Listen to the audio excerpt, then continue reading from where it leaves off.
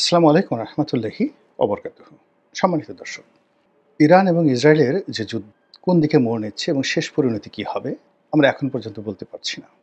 Israel পুরো পরিস্থিতি নিজে নিয়ন্ত্রণ করতে পারছে না।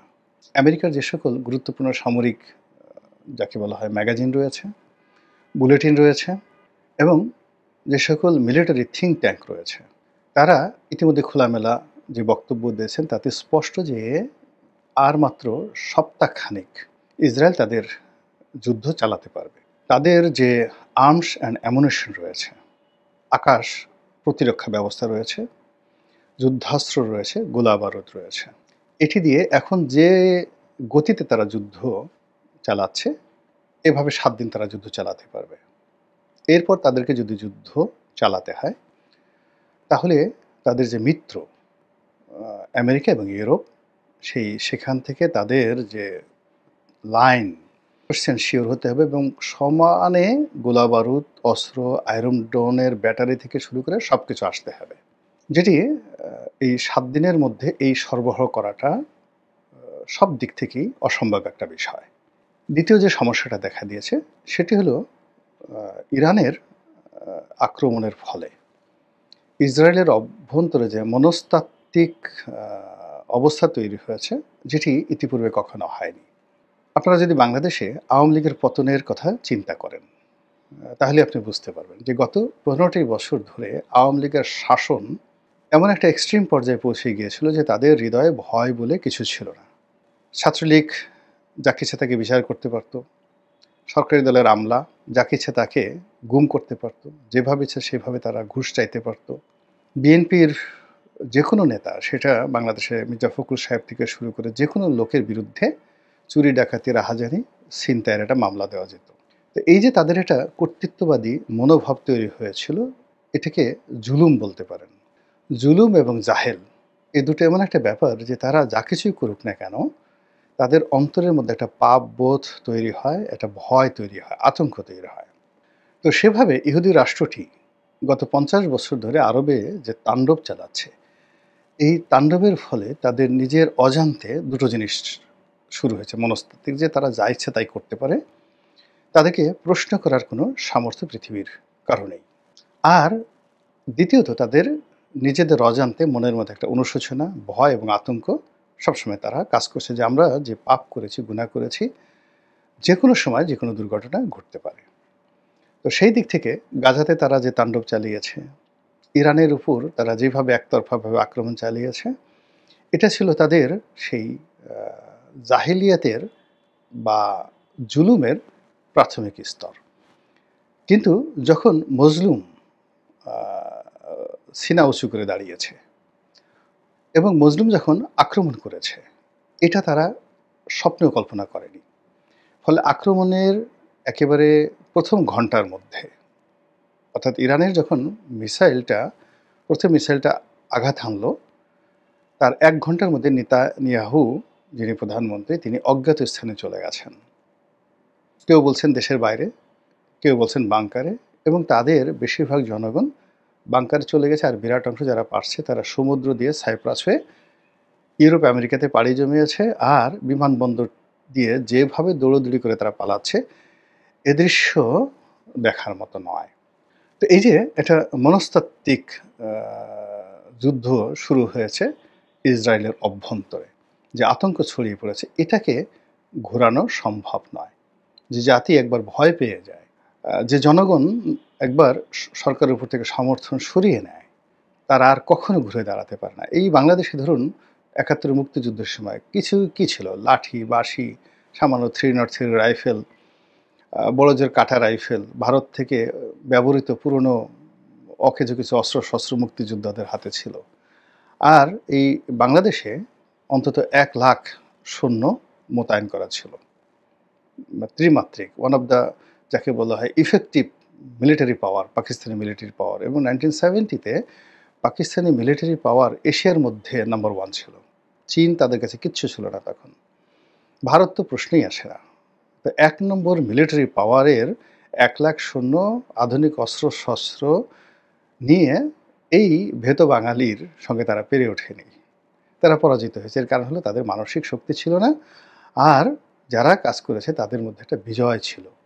ঠিক তেমনি একটি অবস্থা তৈরি হয়ে গেছে ইসরায়েলের অভ্যন্তরে। আর অন্যদিকে ইরানের মধ্যে যে ভয় ছিল, আতঙ্ক ছিল, সেখানে একটা কর্তৃত্ববাদী শাসন, শিয়া শাসন, এবং সেখানে হিজাব নিয়ে আন্দোলন, গণ অধিকার নিয়ে আন্দোলন, গণতান্ত্রিক আন্দোলন, এসব কিন্তু চলছিল। এবং বর্তমান রেজিমের বিরুদ্ধে তাদের একটা ভীষণ রকম ক্ষোভ ছিল। অনেক ইরানের এলাকা তারা বিচ্ছিন্ন হয়ে যাওয়ার জন্য আন্দোলন করছিল। কিন্তু যখন ইসরায়েল আক্রমণ করেছে, তাদের মধ্যে দুটো জাতীয়তাবাদ, অর্থাৎ ইরানি জাতীয়তাবাদ, the Persian dynasty and empire, যে গ্লোরিয়াস হিস্ট্রি রয়েছে, সেই জাতীয়তাবাদটা তাদেরকে এই মুহূর্তে ঐক্যবদ্ধ করে ফেলেছে।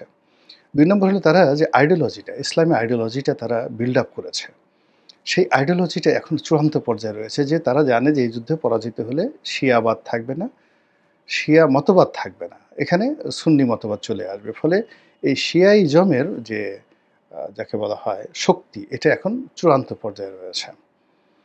৩ নম্বর হলো যে তাদেরকে কেন্দ্র করে যেটা রাজনৈতিক বলয় গড়ে উঠেছে, সেই রাজনৈতিক বলয়টা এখন সর্বোচ্চ শক্তিতে রয়েছে। ফলে ইরানিয়ানরা যে ভয় পেয়েছিল প্রথম ২৪ ঘন্টার মধ্যে, সেটা এখন বুমেরাং হয়ে সাহসে পরিণত হয়েছে।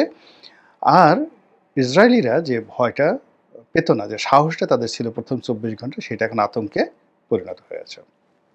এর ফলে কি হলো, যে এখন ইরানের জন্য যে পরিবেশ পরিস্থিতি তৈরি হয়েছে, সেই পরিবেশ পরিস্থিতি হলো তারা একা যুদ্ধ চালিয়ে যেতে পারছে। এখন পর্যন্ত তারা কারো সাহায্য চায় নাই। না রাশিয়ার, না চীনের, না হুতির, না অন্য কোনো তাদের যে সকল মিলিশিয়া বাহিনী রয়েছে, কারো সাহায্য তারা চায়নি। তারা নিজেরা যুদ্ধ করে যাচ্ছে এবং আক্রমণ শুধু বেড়েই চলছে। বোঝার চেষ্টা করুন।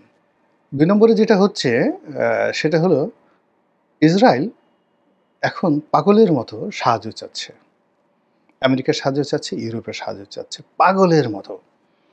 এবং সেই সাহায্য শুধুমাত্র লজিস্টিক্স মানে সাপোর্টে হবে না। অর্থাৎ যদি অস্ত্র দেয়া হয়, গোলাবারুদ দেওয়া হয়, অর্থ দেওয়া হয়, প্রযুক্তি দেওয়া হয়, হবে না। সৈন্য দিলেও হবে না। এখানে সরাসরি আমেরিকাকে এবং ইউরোপকে ইসরায়েলের বিরুদ্ধে যুদ্ধ ঘোষণা করে তাদেরকে এখানে সৈন্য সমাবেশ ঘটাতে হবে, জাস্ট লাইক ইরাককে তারা যেভাবে ধ্বংস করেছিল। এখন ইরাককে ধ্বংস করার জন্য ওই সময়টিতে ইরানের সাপোর্ট ছিল, তারপর কুয়েতের সাপোর্ট ছিল, জর্ডানের সাপোর্ট ছিল, কাতারের সাপোর্ট ছিল, আর সৌদি আরবের তো একেবারে যাকে বলা হয়, সৌদি আরব তাদের রাজ ভাণ্ডার খালি করে দিয়েছিল। এর কারণে তাদের ভয় হলো সাদ্দাম যে কোনো সময় সৌদি আরব দখল করে নিতে পারে। কিন্তু এইবারের যে পরিস্থিতি সম্পূর্ণ উল্টো। এইবার পুরো আরব ভূখণ্ডের একটি রাষ্ট্র তাদের ভূখণ্ড আমেরিকা বা ইউরোপকে ব্যবহার করতে দিচ্ছে না, দেবে না। এমনকি আকাশ সীমাও তারা ব্যবহার করতে দেবে না। এর কারণ হলো, যেটা ইরান পারছে, তারা ২৫০০ কিলোমিটার পথ অতিক্রম করে যদি তারা তেল আবিবে আক্রমণ করতে পারে, তাহলে তাদের জন্য এই মুহূর্তে জর্ডান, কুয়েত, এই দুটো রাষ্ট্র মানে এবং ইরাক, তাদের যে মানে ইরানিয়ান যে রেভলিউশনারি গার্ড রয়েছে, সেটা দিয়ে স্থল যুদ্ধ করার জন্য এই দুটো রাষ্ট্র দখল করতে তাদের ২৪ ঘন্টা লাগবে। ৩টা রাষ্ট্র, অর্থাৎ কুয়েত, জর্ডান, এই দুটো রাষ্ট্র এবং ইরাক, এই ৩টা রাষ্ট্র। এবং ইরাকের জনগণ এবং এই দেশের জনগণ ১০ পায়ে দাঁড়িয়ে আছে। এবং সেখান থেকে যদি সৈন্য সমাবেশ করে, ইরাক যদি মানে ইরান যদি সৈন্য সমাবেশ করে এবং তার স্থল যুদ্ধের জন্য যদি এগিয়ে আসে, তার সাথে যদি এই দেশের জনগণ থাকে এবং তারা সরাসরি যদি সীমান্তে পৌঁছে যায়, তো এদিকে যাকে বলা হয় জর্ডান সীমান্ত যদি তারা পৌঁছে যায়, তাহলে অন্যদিকে যে সিরিয়ার সীমান্ত রয়েছে, যে সিরিয়ার সীমান্তে তারা যে কোনো সময় যে কোনো ঘটনা ঘটাতে পারে। এখন পর্যন্ত তাদের সেখানে যে মিলিশিয়া বাহিনী রয়েছে, তার সঙ্গে সঙ্গে রাশিয়ার নেভাল ফোর্স সেখানে রয়েছে। অন্যদিকে তারা যে লেবাননের সঙ্গে তাদের যে সীমান্ত রয়েছে, সেখানে হিজবুল্লাহ বসে আছে, ইয়ামেনে হুতিরা বসে আছে। তো চারিদিক থেকে এই হুতিরা, হিজবুল্লাহ এবং সিরিয়ার যারা মিলিশিয়া রয়েছে তারা, প্লাস তার সঙ্গে সঙ্গে আসাদ বাহিনী, আসাদের রেজিমের যে পুরো সমর্থকরা তখন ইরাকে রয়েছে এবং তারা সব ওই সীমান্ত ঘিরে রয়েছে। তো সেই দিক থেকে পুরোটা একটা তৃতীয় বিশ্বযুদ্ধের চাইতে একটা ভয়াবহ, মানে আমরা যা কিছু কল্পনা করি তৃতীয় বিশ্বযুদ্ধে, সেখানে একটা অগ্নিগর্ভ হয়ে যাবে। এবং স্থল যুদ্ধে মানে ওদের যত মাতব্বরি, মানে আমেরিকা এবং ইউরোপ এবং ইসরায়েল, তাদের প্রথম মাতব্বরিটা হলো আকাশে। সেই আকাশের যুদ্ধটা কিন্তু অতিক্রম হয়ে গেছে। তাদের দ্বিতীয় মাতব্বরি যেটা হলো সেটা হলো নেভাল ফোর্সে। তো নেভাল ফোর্সে মানে নৌবাহিনীতে। আর তারা স্থল যুদ্ধে যাবেই না।